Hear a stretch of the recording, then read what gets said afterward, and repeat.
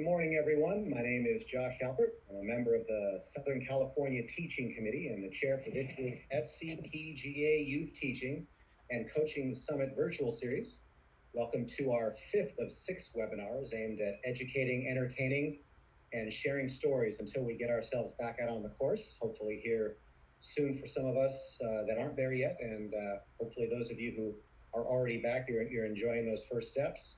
We have a special guest for our first ever TED Talks Golf episode. Not often you get to spend time with a member of the World Golf Hall of Fame, so really looking forward to this next hour plus. A little bit of business as always on these webinars.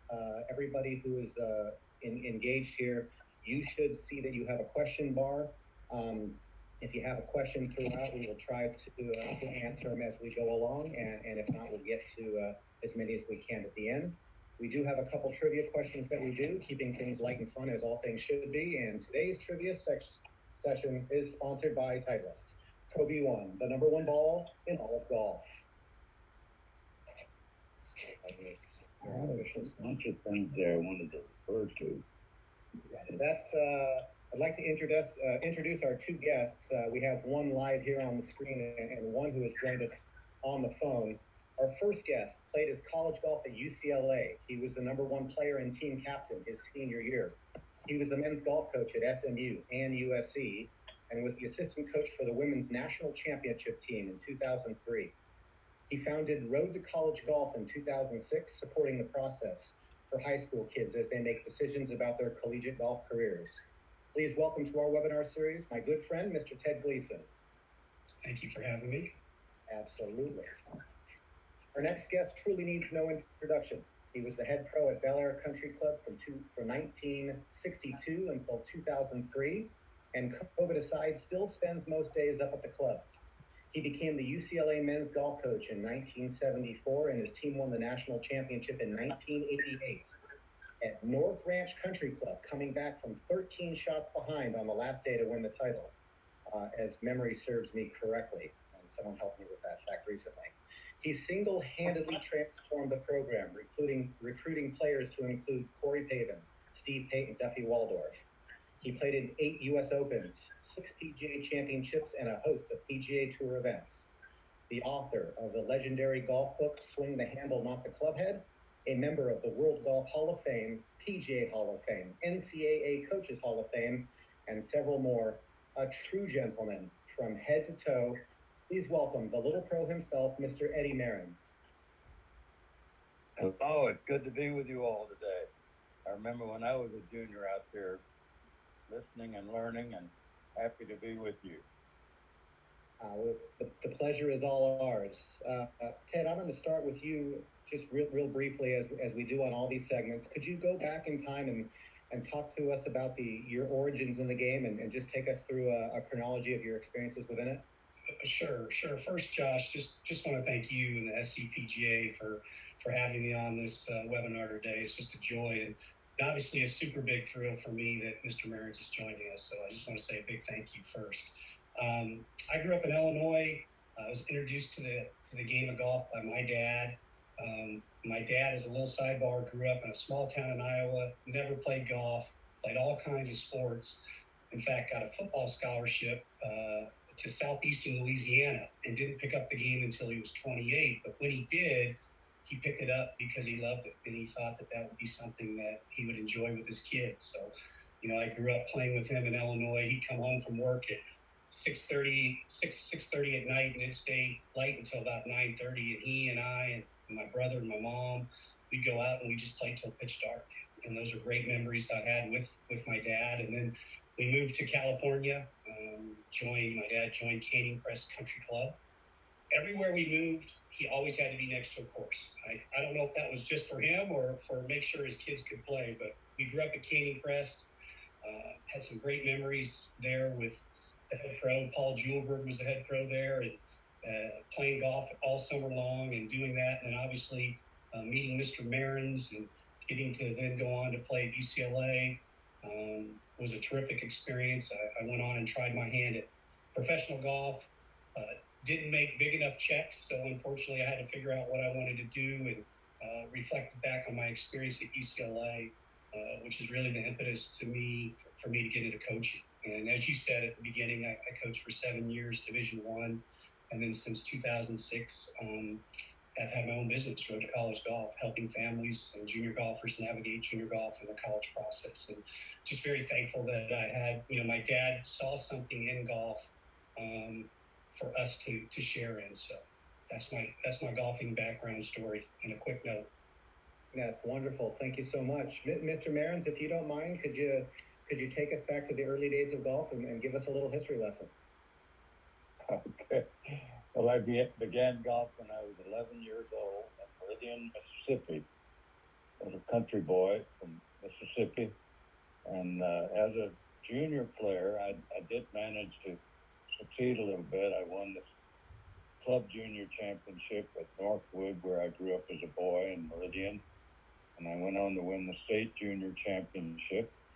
And I went on to win the national junior championship, the JC National Junior in 1950, beating Gabe Brewer in the finals. So I had a nice experience as a junior player, and that actually prompted me to go on into coaching later and pursuing golf the way I did, because I know how meaningful good coaching is to a junior golf player.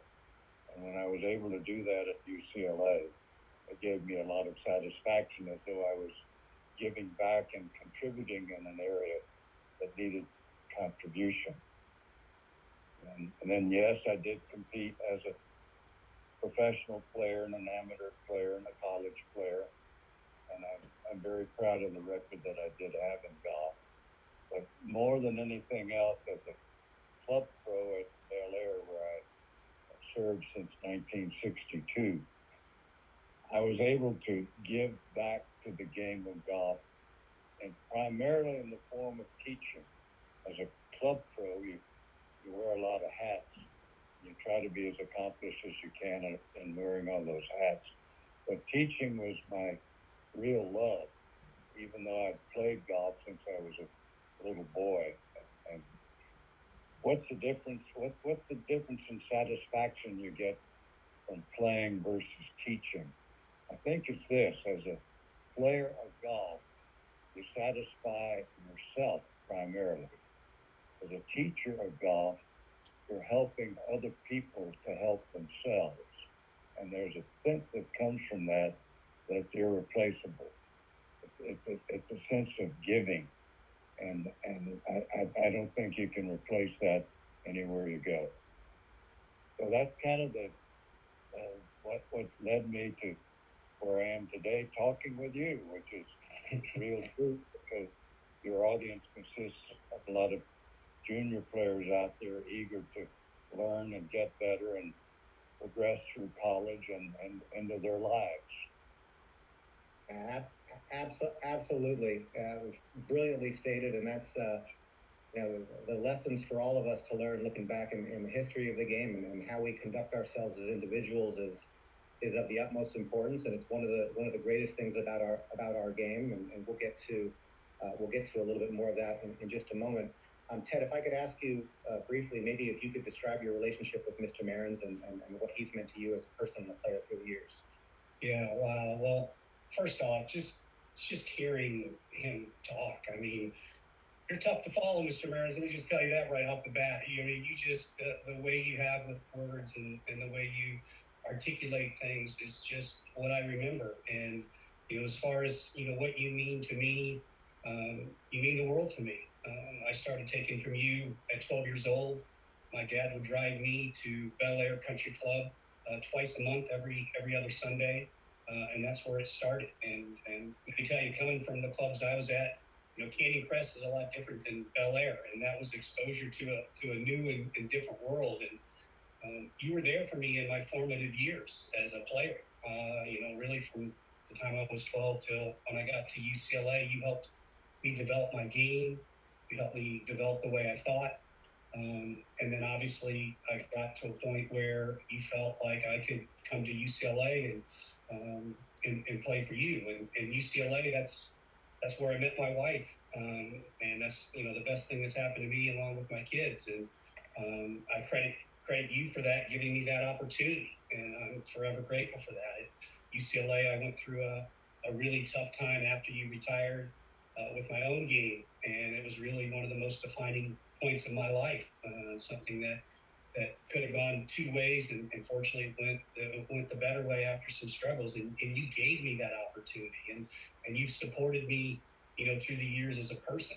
I remember when I, started coaching at USC, Mr. Marins, and I think you might have wanted me probably to be at UCLA, being that you were a Bruin, but you were supportive of me, and you were I felt that you were proud of me for, and you just said it in the last piece, giving back to the youth, and I really sensed that pride you had, that you had something to do with it on a really high level, which you did, because you influenced me so poignantly to be a good coach. And then, I'll never forget, and I'll get choked up thinking about it, but in 2006, my dad was battling a battle that he wasn't going to win, and you visited him in the hospital to pay respects to him, and that is something that is a testament to you as a person. Something I'll never forget. My family will never forget. And in 2010, I wanted my own kids to know who you were. And I don't know if you remember, we were living in Orange County, and we drove up to Lost Canyons, and my youngest was 1. My 2 oldest were, I think, 7 and 8, and I brought my wife Alicia with us. And I had my 2 oldest take a lesson from you. And because I wanted them to understand who you were as a person. And they still to this day, they're 18 and 16, they still to this day remember, Mr. Marins, the tip you gave them. We were living in Orange County, we're at Lost Canyons, and you said, hey, I want you to take it back to Orange County and swing through to Lost Canyons. And they still remember that to this day. It's honest to God's truth. And just the mentorship that you've given me for 38 years. And, as far as what you've taught me as a person, it's about relationships, treating people like you want to be treated. And one of the biggest things I just know about you and remember about you is that you were present. And being present is, as simple as that sounds, you were always there in that moment with me when we were on the lesson to you. You wanted to be present with whoever you were at, whoever you were talking to. It was just this thing I was always in awe of. If I'd see you at Bel Air talking to people, you're just so present and interested in everybody else's story. And that was just a tremendous thing I learned from you. And I'm forever grateful for it. So that's on the personal side. And I just wanted to share with the audience, because this is a moment that I want everybody to understand and capture a few of the golf things that really settled with me. A couple little tips. One was being on the tee at Bel Air, that tee off the 17th hole, Mr. Marins, and that was probably 2 or 3 years into taking lessons from you. So I was 14, 15 years old, and you said, Teddy, and he still calls me Teddy to this day, but you said, Teddy, I want you to pitch it to me. And you were about 8 to 10 feet away. And I'm going to tell you what, I was scared, because I didn't want to skull it into Mr. Marins' knees. And you said, don't worry about that. You put your hand out. He said, just pitch it to my hand. Focus on your target. And all of a sudden, this calm came over me, and I just started pitching it to your hand. And you would move around a couple spots, and you got me to feel like there's a trust there, and to then focus on the target instead of what I didn't want to have.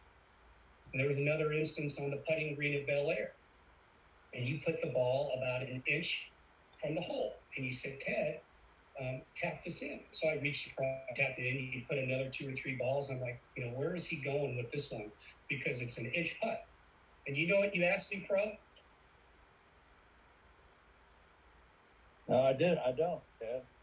You said, did the thought of missing ever enter your mind? And I said, no, it didn't. And you told me that's the mentality you want to have on every putt.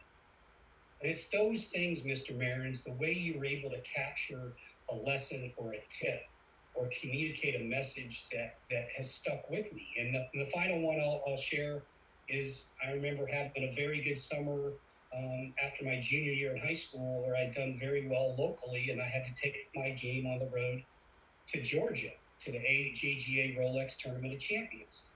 And I remember being on the range, hitting some balls, and I was was choking. I was nervous. I was like, oh my gosh, my swing's not there. And then I just thought about, well, wait a minute. Mr. Marins and I had been working on set, swing, and my rhythm the whole summer.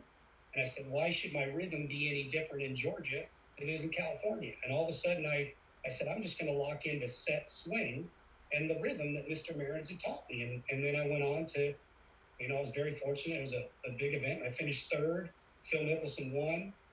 And that really, I think, gave me the confidence to be an even better player. And I think it gave you the confidence to say, I think Teddy might be worth investing in and playing at UCLA. So, I mean, I'm sorry to go on a little bit about it, but Josh asked the question, and this is just a perfect moment to let everybody know how special a person you are, the care that you have for people, and what you help them much more than the game. You help them in life, and I'm forever grateful. Thank you, Mr. Burns.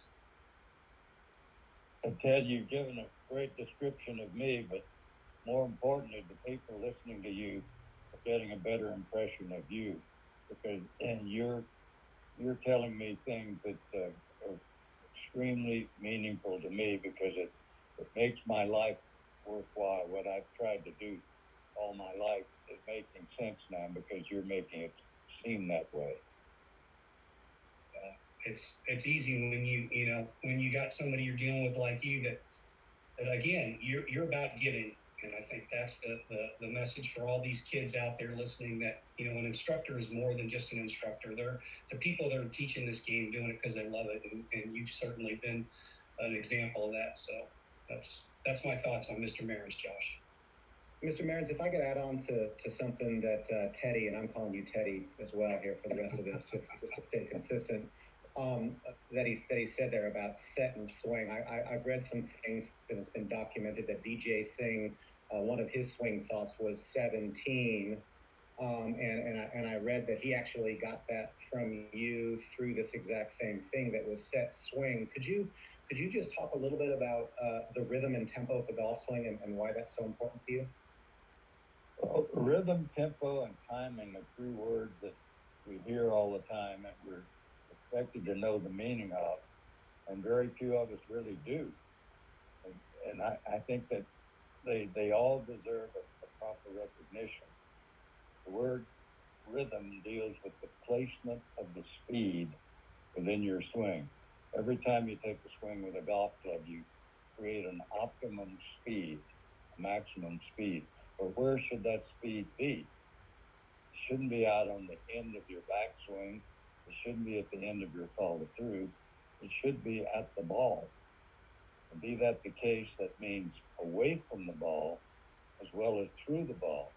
So contrary to most belief, it's a mistake to start slowly away from the ball. Moving away from the ball as fast as you like, but slow it down at the end of the backswing. And that's what citing the two words does for you. By citing the word set at the end of the backswing, you've slowed down to nothing if you care to. And the word swing means at the ball, you accelerate through the ball. So those two words are putting the speed where it should be, and that means at the ball. And as far as timing is concerned, you're timing the turning of the club from one side to the other, or one town to the other, if you will, like New York to LA, but through Chicago, not to Chicago. Go New York to LA through Chicago. That's the timing of your swing. And as far as tempo is concerned, whereas rhythm deals with the placement of the speed, tempo deals with the rate of that speed, meaning you can go set, swing, set, swing, set, swing, set, swing, set, swing. You can be as fast or as slow as you like, but the rhythm has to be there. So those are the descriptions of three words that pop up, and we're all expected to know the meaning of. A few of us do, but that'll help you understand what they do. Mr. Marins and Ted, and that was awesome. It brought me back to a lesson, and I wanted to point out, you had explained, and I could be wrong, so I want you to correct me. You had explained too, with tempo, you gave me the example of the old records. One was a 45 and one was a 33 maybe, and is that right, where you kind of equated that to the tempo? That's exactly right, because in that record, you have a tune etched that's never going to change. It's going to be the same forever. But you can play that record at different speeds. So you change the effect, but you haven't changed the tune. And that's exactly what tempo and rhythm mean. The rhythm doesn't change or shouldn't change, but you can vary the tempo fast or slow any way you like. That's what I remember. And I think he even gave an example, if I might remember, Lanny Watkins, obviously, versus Fred Couple. They each have rhythm, but their tempos are certainly much different. Exactly right. And the one that comes to my mind is Sam Snead. He was beautiful. He would mesmerize you with his sense of rhythm. You could watch him play, and you went out the next day and you felt his golf swing within you, because that was the conveyance of the sense of rhythm that we all should have. He was set and he swung. You see him as the best swing that you ever saw in person, Mr. Maris? Snead, I think, was maybe the best player. I think Hogan was the best shot maker. I think Nicklaus was the greatest champion of all time. And then all of a sudden, a boy named Woods comes along and he's trying to outdo all of them. He's still trying, and lo and behold, he might get there.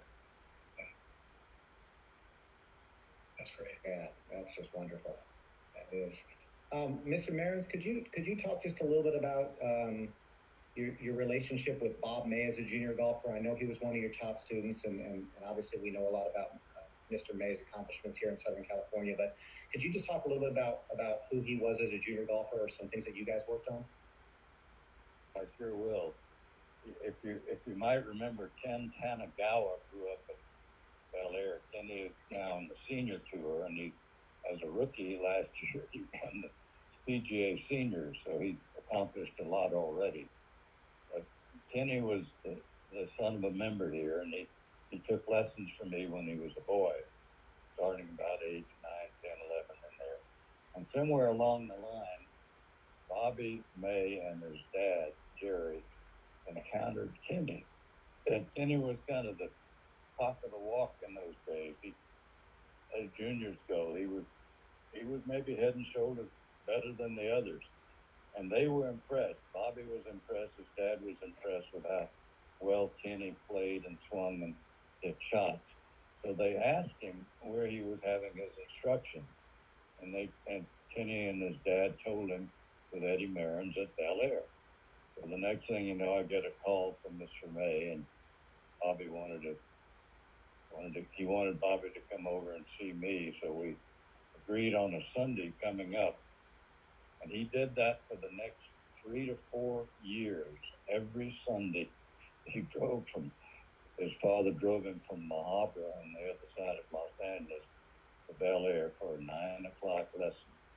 And they didn't miss unless he was out of town. He loved it.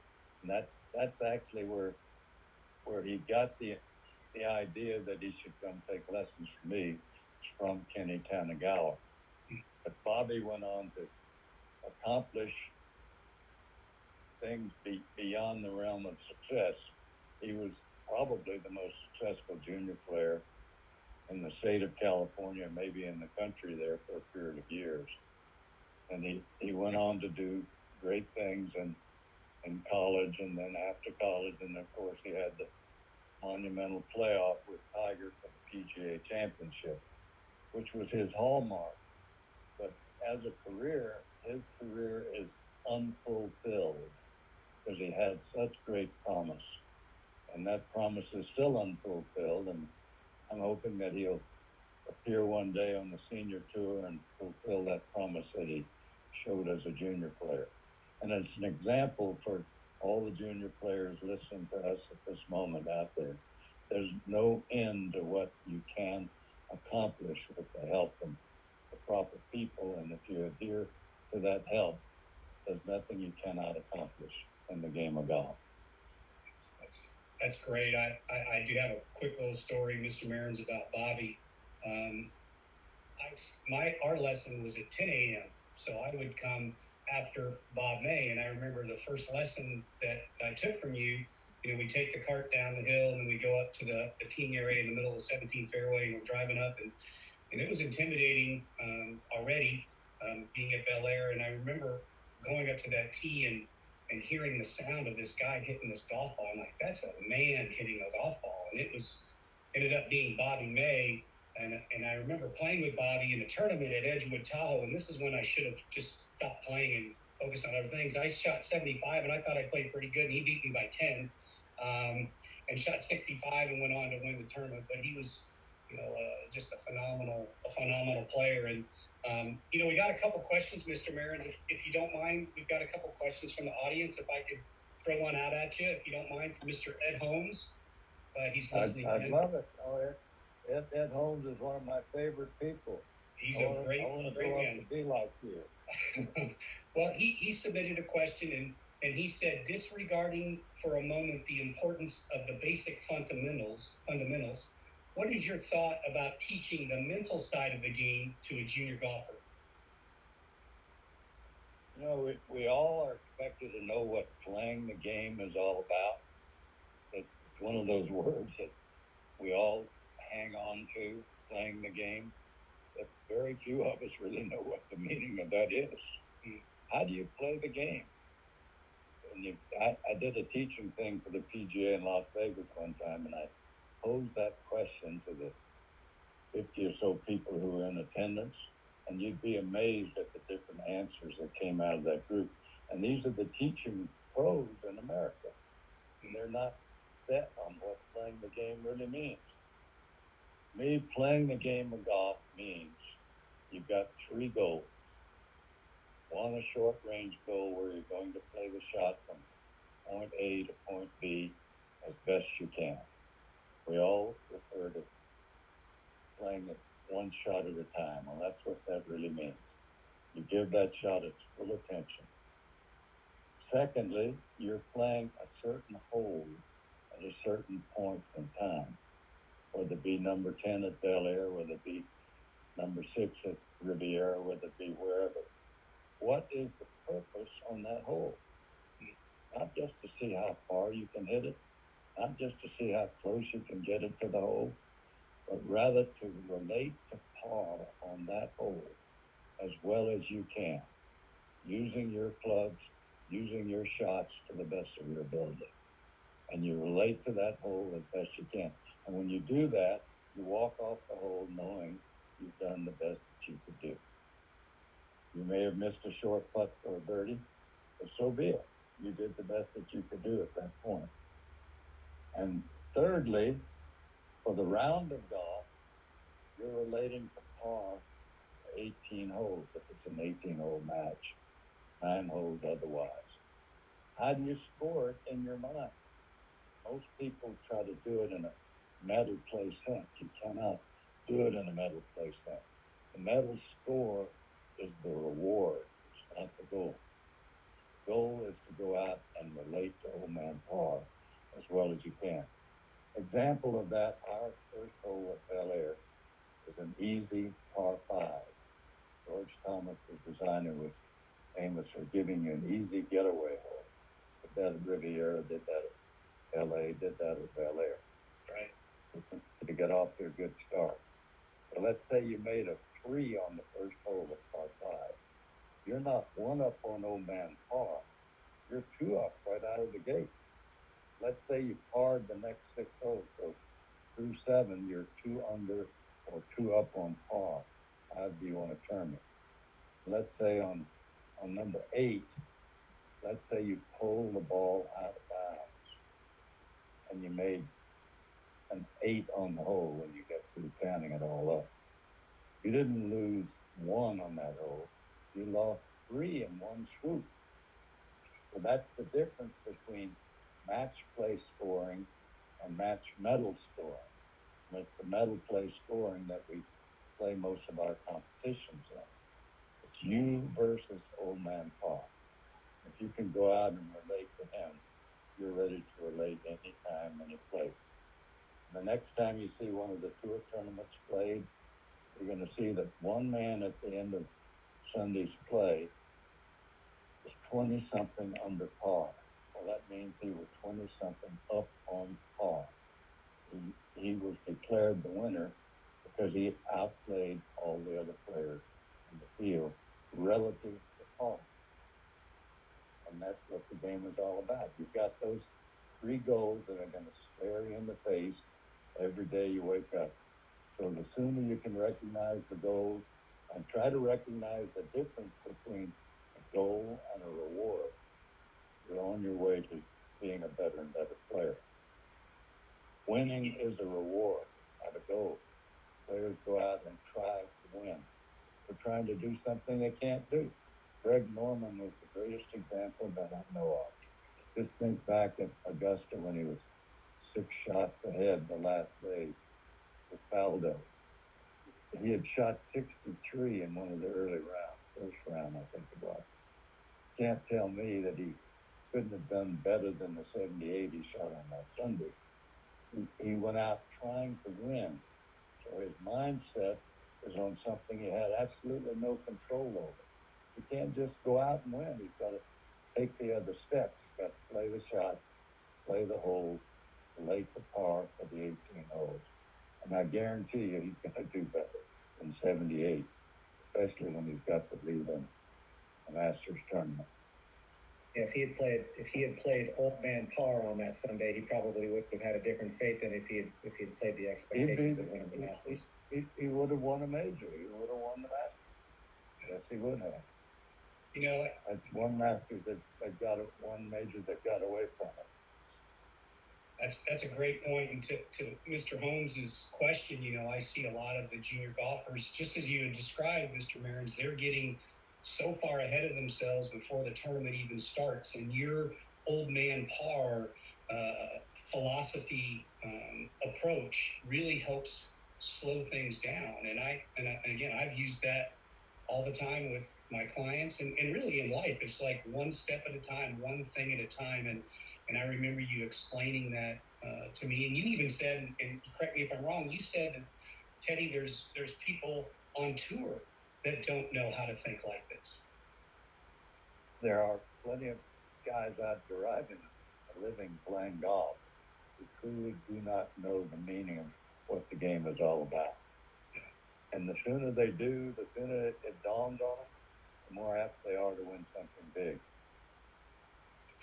Mr. Mearns, on that note of par, one of the things I remember you emphasizing to me, both when I was taking lessons in high school and then in college to the team, you talked about playing the up tees and doing that. Could you tell kids around, you know, what's the purpose of that and what were you trying to get out of that? Well, I had the UCLA guys do that. You know, they played Bel Air as their home course. So they're famous for immediately going to the back tees, and they like to stretch themselves out and prove how strong they are. And that's just a normal reaction with people. But I had to move on occasion to the front tees, the girls' tees, if you will, or whatever, the old man tees. I wanted them to learn how to score low. Most people on the verge of shooting a low score get in their own way. And I wanted them to understand that in the history of the game, nobody ever scored too low. It can't be done. So when we're out there having a good day and we're excited over the prospect of shooting a low score, there's nothing to be excited about because that's what we're trying to do. We're trying to relate to old man par as well as we can. And the next day when we get up, we try to do that even better.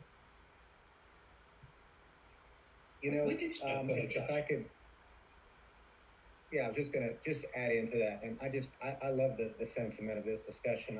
Working with a lot of kids and players of all ages, it's so typical to go out and see people going as far back as they humanly can and trying to play the most difficult golf course that they can play in a game that they're not very good at to begin with, and we're setting ourselves up just as an objective of how brutal and how punishing can I make my life out there, as opposed to the play it forward, tee it forward philosophy that our game is representing on a larger level, which I think is just absolutely spot on the mark, and it's completely concurring with what you're talking about here.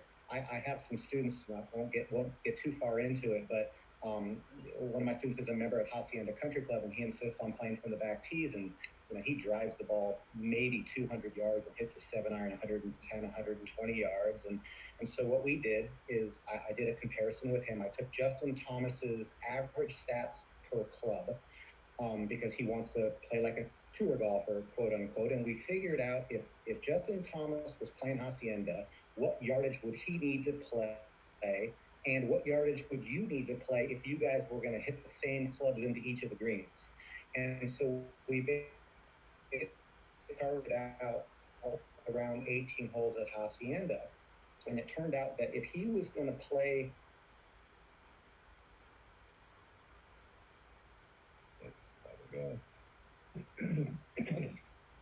Lost you, Josh.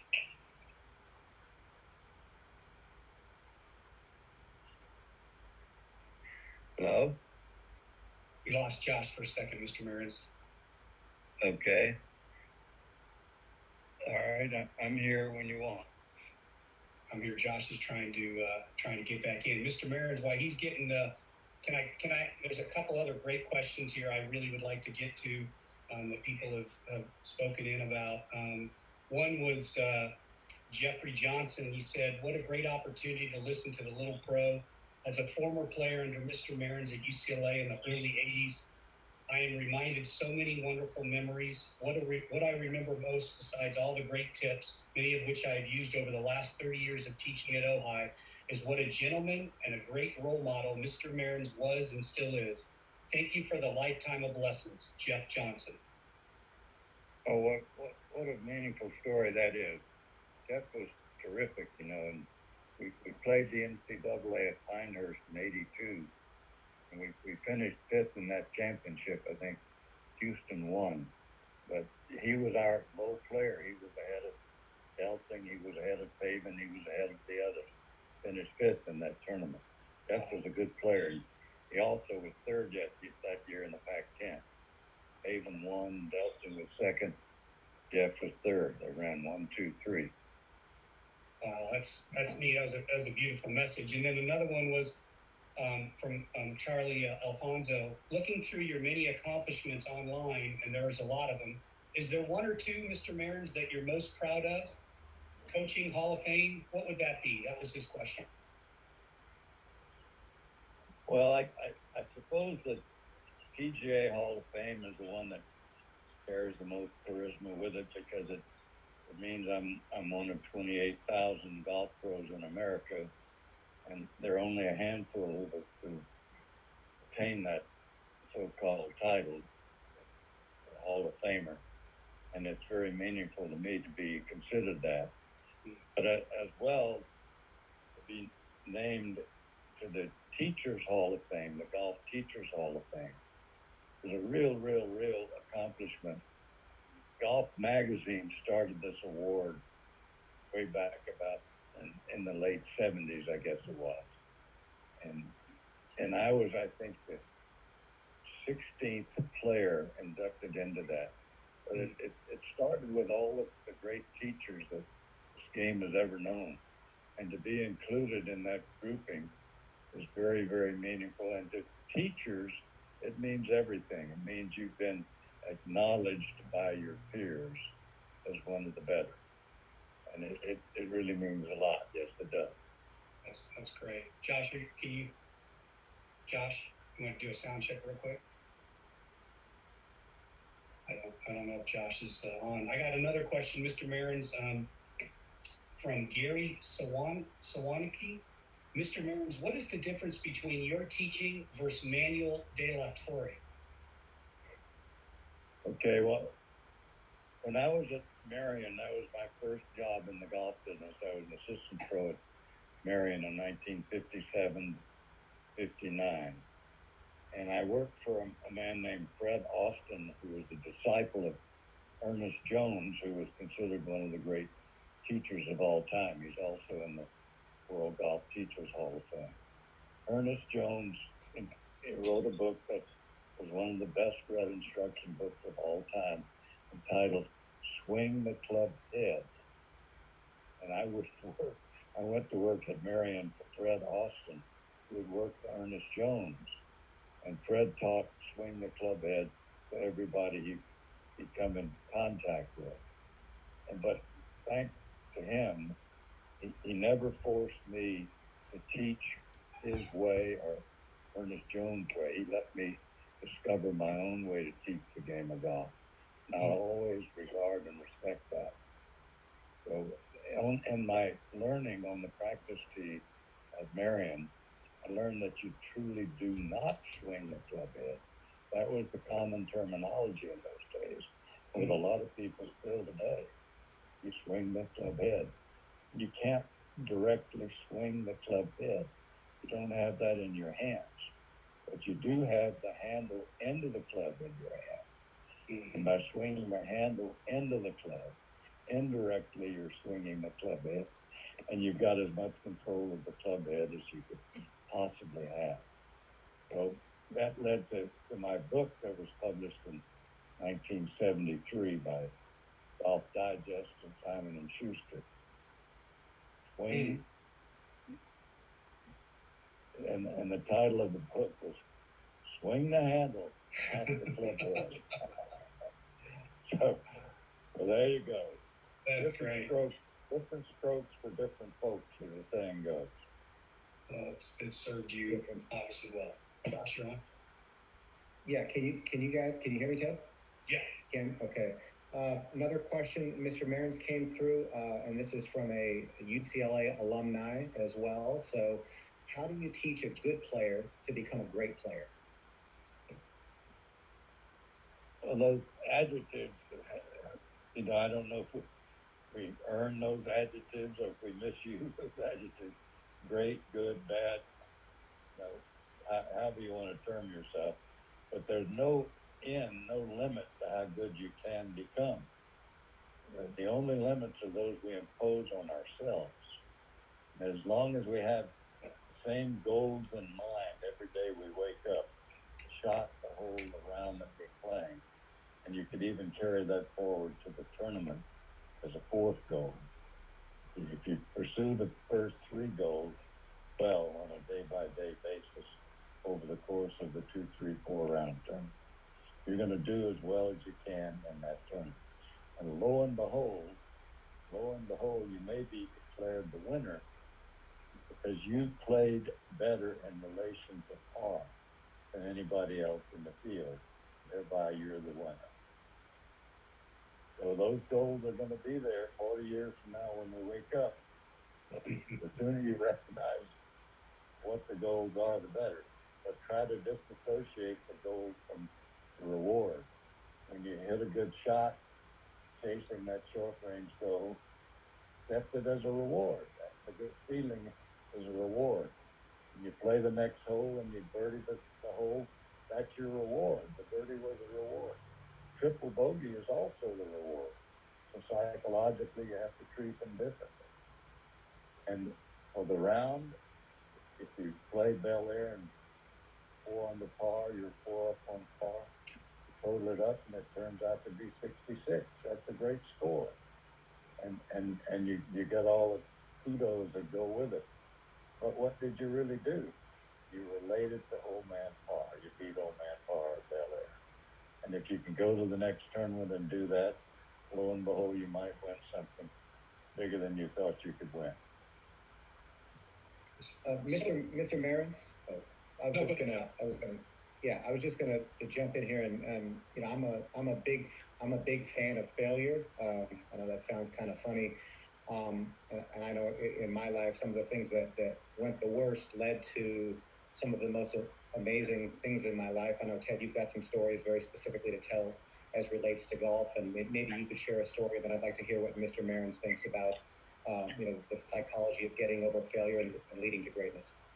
Sure. And first off, I think that, Mr. Marins was, just as he describes Old Man Par, as he describes the reward, I mean, it's really, he was not only the swing instructor, but he was, if you will, a sports psychologist before there were sports psychologists, in my opinion, in terms of what I learned and what you're hearing today as an audience is he's telling everybody, here are the ingredients to stay focused on the process. And he defined them as the shot, hole by hole. And a real little quick tidbit, I remember, Mr. Mearns, you always said the first thing that you do, and I hope I get this right, the first thing you do as you're walking up to the ball is you determine your lie.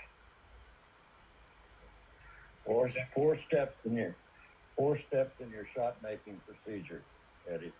Please. First, the lie of the ball. Before you can plan to do anything else with the shot, you have to consider the lie of the ball and how you make contact. Second, the target itself, by fixing the target in mind. And when I had you pitch that ball to me when I stood about 20 feet in front of you and you thought you were going to roll the ball and maybe kill me. So glad he didn't. I had full faith in you that if you were tossing the ball back and forth to me, it'd be no problem whatsoever.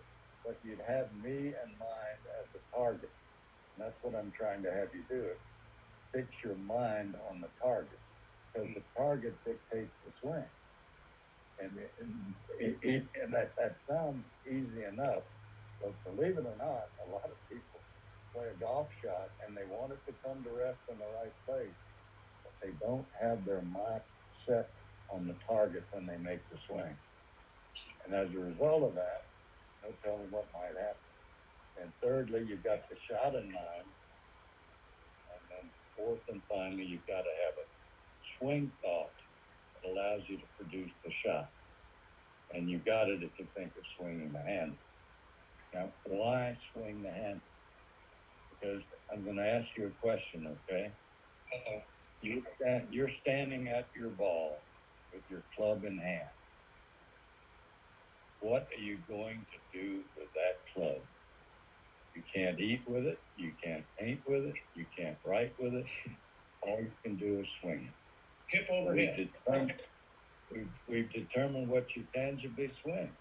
The handle of the club. How do you swing it? With those strong forearms that you got. And if you were like Popeye in the forearms, you're that much better off because the forearms swing the club. And it's akin to a two-arm tennis stroke. When you see the tennis players go to their double backhand, they're making a perfect golf swing. Mm. So there you go. You're making that perfect golf swing, but you're making that swing with the target in mind, and the swing thought, swing the handle, allows you to produce the shot. So the four steps of the lie, the target, the ball, the swing thought. You know, I want to jump in and say that, you know, again, you taught me that from a very early age. And I think the juniors today, the issue that I come across is when you have the laser, the rangefinder, you take away a lot of that pre-shot thought. And all they do is they zap the distance, and there's not as much estimation going on, not as much calculation going on, and they miss some of these things. And I think the way you just described that is so awesome. And I remember there was a time on the range, you put a ball in a divot. Never forget this. You put a ball in a divot, you said, Teddy, how's that lie? I said, it's not a good lie, Mr. Mearns. And of course, you set me up because then you stepped on the ball and you said, well, how is it compared to that lie? I said, well, it's a lot better. And you said, it's all relative. Sure is. So you're being your own psychologist is what you are. Yeah. And for every negative situation, there's a positive solution. Exactly. So we need to hang our hat on those positives. Great. Josh? No, that's beautiful. Let me, I was going to just jump in before I've gotten a couple notes here. I'm going to throw a trivia question in here. There's a box of Pro V1s on the line for whoever gets this question. So for those of you whose fingers are not warmed up properly, Mr. Mearns, if you want to take people through a 4-step process of how to type in as fast as possible. No, I'm just kidding. Don't do it. All right. Here's the first trivia question for a box of Pro V1s. Where did Eddie Mearns go to college?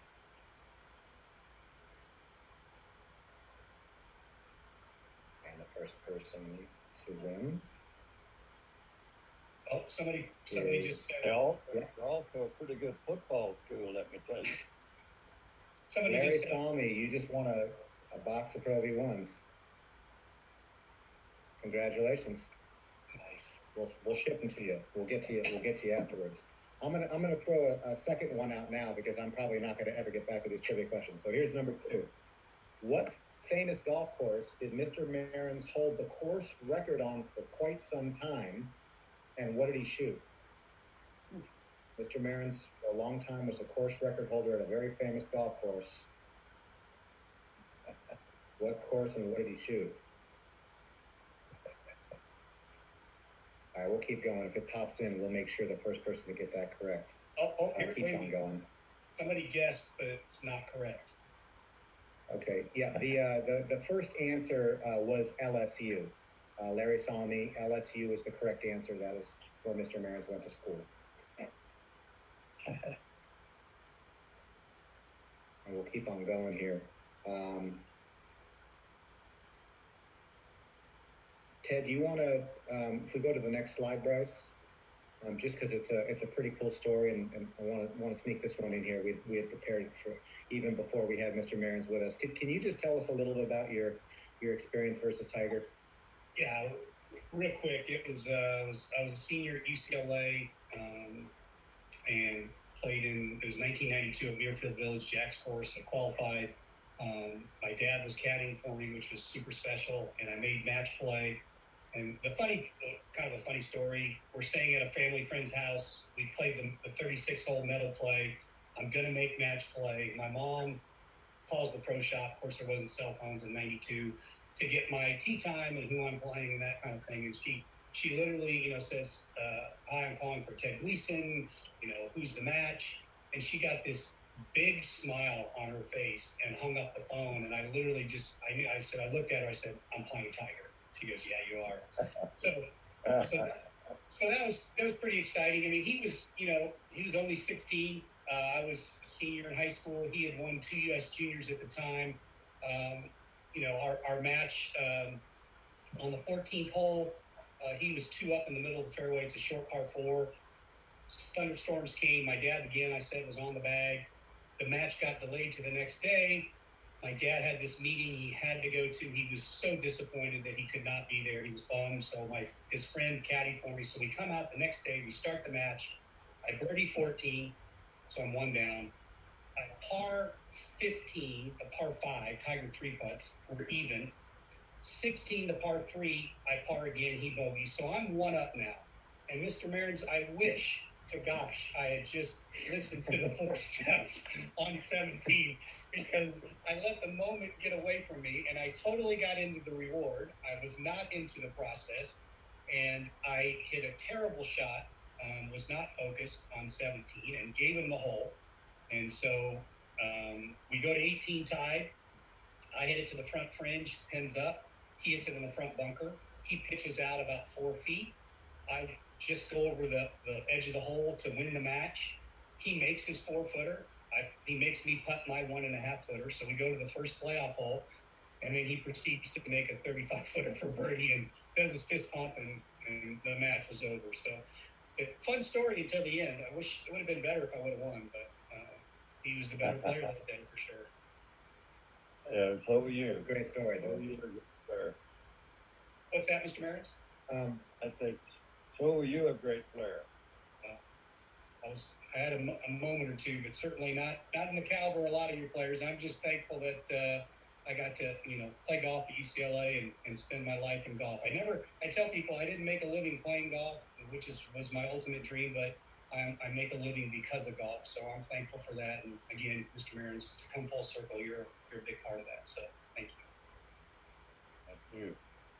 I'm happy to report that Kevin Hoying, Medina 66, you're the winner of the other Pro V1 box. So congratulations, Kevin. We'll get with you after the program. Question just came through, Ted. This one will be for you. Would you encourage a college golfer to play for a Division II team to get experience versus a Division I if they weren't sure if they were going to be able to actually play on the Division I school?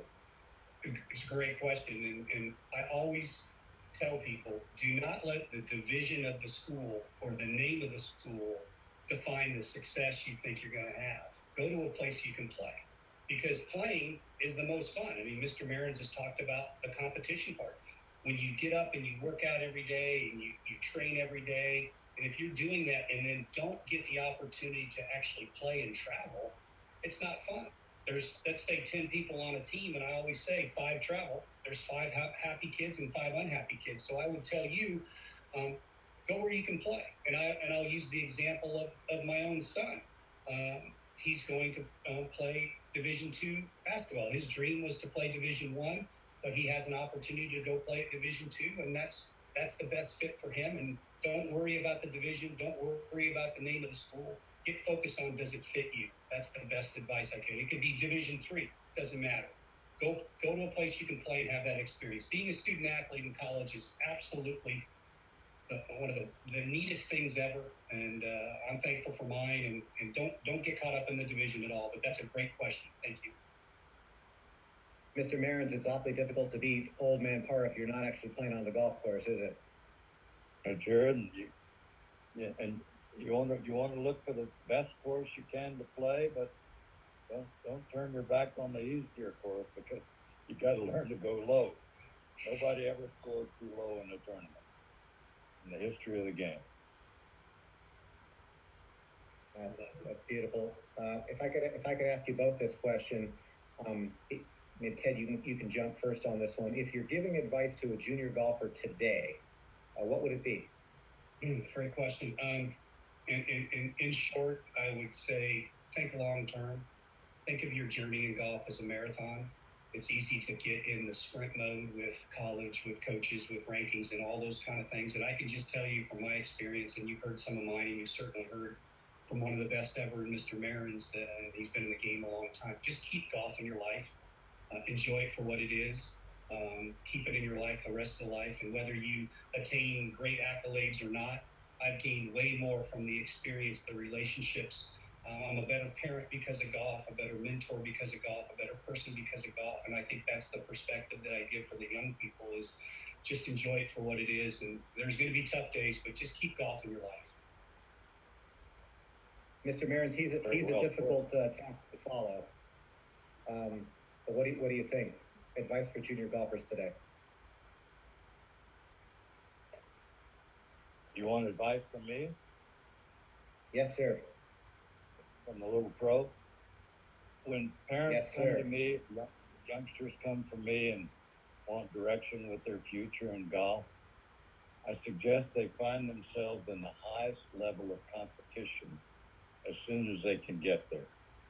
Because anything beneath that is easy. So find yourself in the highest level of competition as soon as possible. There's no substitute for competition. That's great. Mr. Marins, we're getting close here and running out of time. I don't know if you wanted to, do you have any final thoughts for the audience out there before we wrap this one up? All I can say to your audience is you've landed in the greatest game there is, the game of golf.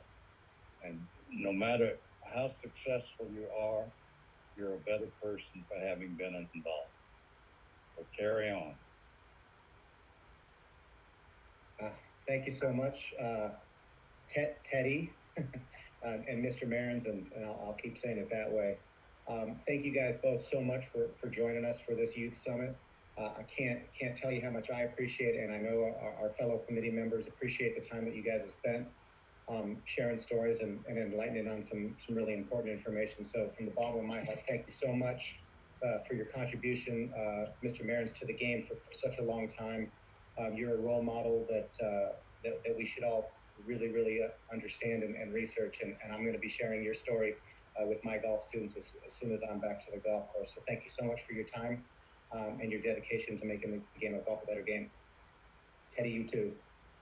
Well said, Josh. Mr. Marins, you're the best. Thank you. Thank you, gentlemen. Enjoyed it. Thank you. Thank you.